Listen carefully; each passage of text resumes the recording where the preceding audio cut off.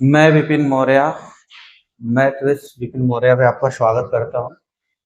तो मैं सारे जो कॉम्पिटिटिव एग्जाम है होते हैं, चाहे स्टेट का हो, चाहे केंद्र सरकार का हो, कोई भी एग्जाम हो, तो मैं उसका मैथ रीजनिंग का सारे सिलेबस कंप्लीट करने वाला हूँ। जैसे देखिए, एसएससी हो गया, रेलवे हो गया, यूपी पुलिस हो गया, यूपी एसआई हो गया, टेट हो गया, सुपर टेट हो गया, लेखपाल हो गया, वीडियो हो गया, बैंकिंग का हो गया, सीटेट हो गया, एक्सेट्रा। मतलब कोई भी गवर्नमेंट एग्जाम हो, जिस जिस एग्जाम में मैथ रीजनिंग आएंगे, जिस भी एग्जाम में मैथ रीजनिंग आएंगे, उसका मैं सिलेबस पूरा का टोटल सिलेबस में कंप्लीट करने वाला हूँ।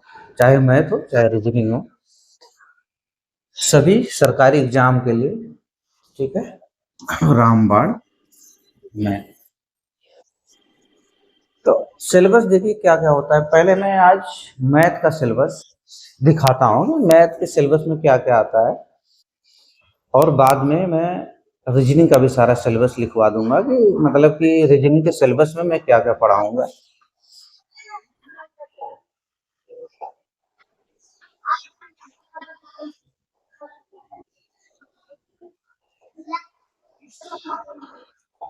ठीक है। अब देखिए मैथ में क्या होता है भाई। मैथ में मैथ मैथ में दो पोर्शन बनते हैं। कौन कौन से? एक बनेगा अर्थमेटिक का, एक अर्थमेटिक का पार्ट निकल कर आता है, और एक एडवांस का निकल कर आता है। ठीक।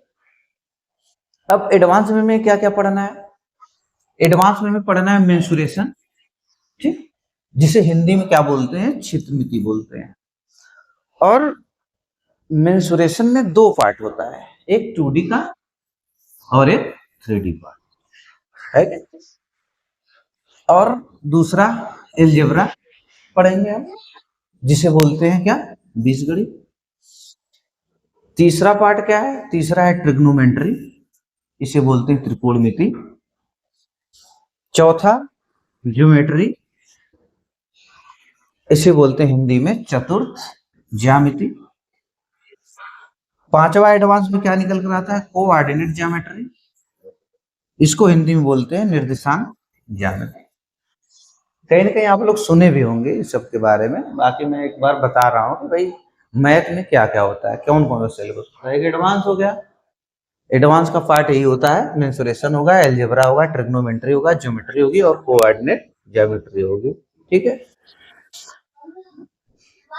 अब हम देख लेते हैं कि अर्थमेटिक में क्या क्या होता है, कौन कौन सा पार्ट अर्थमेटिक का होता है।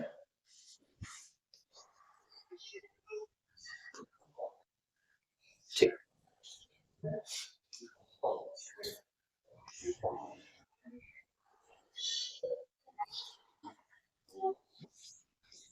अब देख रहे भैया, सिलेबस से जो सिलेबस है किसका? अर्थमेटिक। अर्थमेटिक का सिलेबस क्या क्या होगा देख लेते हैं हम एक बार। अब अर्थमेटिक में क्या क्या पूछा जाता है देखिए। परसेंटेज, जिसे बोलते हैं क्या? प्रतिशत। दूसरा प्रॉफिट एंड लॉस, बोलते हैं इसे हिंदी में लाभ और हानि। तीसरा सिंपल इंटरेस्ट, मतलब साधारण ब्याज। चौथा कंपाउंड इंटरेस्ट, मतलब चक्रवृद्धि ब्याज। रेशियो एंड प्रोपोर्शन, इसे हिंदी में बोलते हैं अनुपात और समानुपात। फिर मिक्सचर एंड एलिगेशन, इसे बोलते हैं मिश्रण और गठबंधन हिंदी में। पार्टनरशिप, जिसे बोला जाता है साझेदारी। एज बेस्ड क्वेश्चन आएगा, आयु आधारित। एवरेज, इसे बोलते हैं हिंदी में औसत। 10वां नंबर क्या है? टाइम एंड वर्क, मतलब कार्य, समय और कार्य, समय और कार्य। 11वें नंबर पर क्या है? वर्क एंड वेजेस, मतलब इसे बोला जाता है हिंदी में कार्य और मजदूरी। 12वें नंबर पर क्या है? पाइप एंड सिस्टम, जिसे बोला जाता है पाइप और हौज, मतलब नल और टंकी भी बोल सकते हैं आप। फिर आता है टाइम, स्पीड एंड डिस्टेंस, मतलब समय, गति और दूरी। इसी से रिलेटेड होता है बोट एंड स्ट्रीम, मतलब नाव और धारा। इसी टाइम स्पीड एंड डिस्टेंस में कवर होता है जाके ये ट्रेन का चैप्टर भी कवर होता है, और रेस मतलब दौड़ का चैप्टर कवर होता है, और जिसे बोलते हैं हम डीआई, डीआई जिसे बोलते हैं, मतलब हिंदी में इसको बोला जाता है डेटा व्याख्या। 17 हो गया चैप्टर।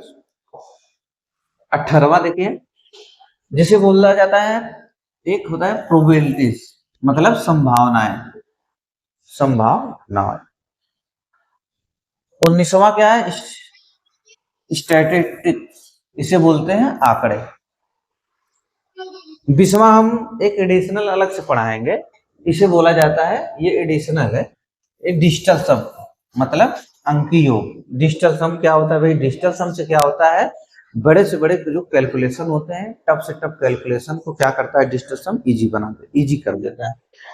फिर अब हम आ जाएंगे 21वें नंबर पर, आएंगे नंबर सिस्टम पर, नंबर सिस्टम पर आएंगे, संख्या प्रणाली पर आएंगे। अब इसमें क्या क्या हम पढ़ेंगे नंबर सिस्टम में, नंबर ऑफ जीरोस, शून्य की संख्या, रिमाइंडर थ्योरम जिसे बोला जाता है शेष प्रमेय, बाइनोमियल थ्योरम मतलब द्विपद प्रमेय पढ़ेंगे हम, यूनिट प्लेस डिजिट मतलब इकाई स्थान अंक पढ़ेंगे हम, फिर पढ़ेंगे हम लास्ट 2 डिजिट मतलब अंतिम 2 अंक, फिर पढ़ेंगे लास्ट 3 डिजिट अंतिम 3 अंक, सर्च एंड इंडिसेस, इसको भी हिंदी में ही बोला जाता है सर्च और इंडेक्स। फ्रैक्शन पढ़ेंगे भाई, फिर उसके बाद में नंबर सिस्टम में फ्रैक्शन पढ़ा जाएगा जिसे बोला जाता है भिन्न। फैक्टर्स पढ़ेंगे, इसे हिंदी में बोला जाता है कारक। डिविजिबिलिटी बेस्ड आएगा, मतलब विभाज्यता आधारित पढ़ेंगे हम। फिर हम पढ़ेंगे नंबर सिस्टम में एपी, जीपी और एसपी। फिर पढ़ेंगे वी बोर्ड मास, मतलब वी बोर्ड मास के अंतर्गत आएगा आपका सिंप्लीफिकेशन, मतलब जिसे बोला जाता है हिंदी में सरलीकरण। और एलसीएम एचसीएफ पढ़ेंगे हम। फिर पढ़ेंगे हम स्क्वायर एंड रूट्स, मतलब वर्ग और जड़। इतने सारे चैप्टर हम क्या करेंगे, कवर करे जाएंगे मैथ में, इतने सारे चैप्टर हम कवर करेंगे। अर्थमेटिक का आपको दिखा दिए कि अर्थमेटिक का सिलेबस क्या क्या होता है और एडवांस का सिलेबस क्या क्या होता है। अब क्या करेंगे हम, कल हम जो है कि रीजनिंग का सारा सिलेबस लिखवा देंगे कि क्या क्या हम कवर कराएंगे, और डेली बेस पे हम डेली एक वीडियो मैथ का और एक रीजनिंग का डेली अपलोड करेंगे वीडियो। और क्या है, अब चैप्टर कल से मैथ का चैप्टर स्टार्ट होगा। कौन सा चैप्टर स्टार्ट करेंगे, ये पहला चैप्टर हमारा स्टार्ट होगा अर्थमेटिक का, परसेंटेज प्रतिशत स्टार्ट होगा। फिर कल से हम क्या करेंगे, माता रानी का नाम लेके धीरे धीरे एक एक चैप्टर कंप्लीट करते जाएंगे, ठीक। तो ये रहा हम सिलेबस। आज मेरा विचार यही था कि मैं सारा जो मैथ का सिलेबस है उससे आप लोगों को अवगत करा दूं, ठीक है। तो कल से परसेंटेज चैप्टर स्टार्ट होगा, और उसके बाद एक चैप्टर मैथ का, एक चैप्टर रीजनिंग का डेली पढ़ेगा, ठीक।